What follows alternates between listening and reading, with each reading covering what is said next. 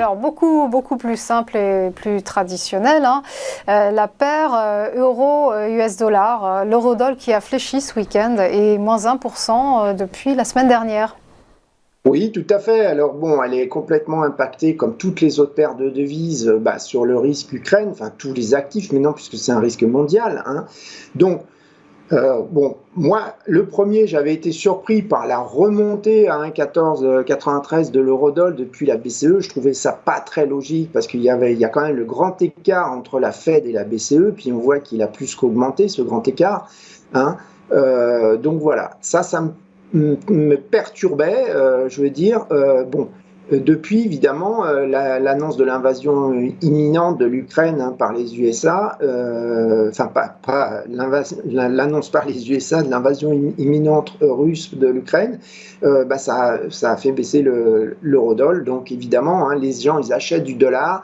On voit aussi le marché obligataire américain, les cours des obligations qui explosent à la hausse, hein, qui effacent toute la baisse qu'ils avaient eue suite à l'inflation américaine, la sortie du chiffre, hein, voilà. Alors, que tout ce qui est, si on regarde les résistances, hein, tant qu'un accord entre les belligérants ne sera pas trouvé, je vois mal l'eurodoll retrouver le plus haut post-BCE, là, 1,1493.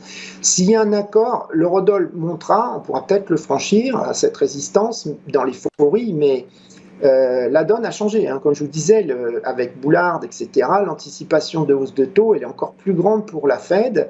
Et puis, voilà, on parle de 6 à 7 hausses de taux, c'est ce que voit le marché interbancaire, hein. Donc, si on voit des légères améliorations, donc on pourra remonter peut-être à un 13,80 qui servirait de première résistance.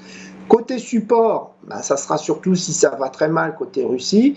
On a un premier support, un 12,50, bon, qui sera peut-être atteint, je veux dire, parce que s'il y a le quant à soi entre les belligérants qui durent, je veux dire, voilà, les aboiements des deux côtés, on va globalement continuer de baisser, c'est évident. Mais s'il y a une invasion, évidemment, il va être enfoncé comme dans du beurre, ça c'est évident, hein. Donc attention, hein, les mouvements, ils peuvent être violents dans un sens comme dans l'autre, hein. Alors soit vous dites, je me mets à l'écart, en tout cas, il faut absolument, soit vous diminuez votre effet de levier, en tout cas, il faut absolument avoir un stop loss quand vous rentrez en position. Et le stop loss, il doit être lié avec l'entrée, hein. C'est pas j'entre en position et je mets un stop loss après, hein, parce que ça peut faire très mal.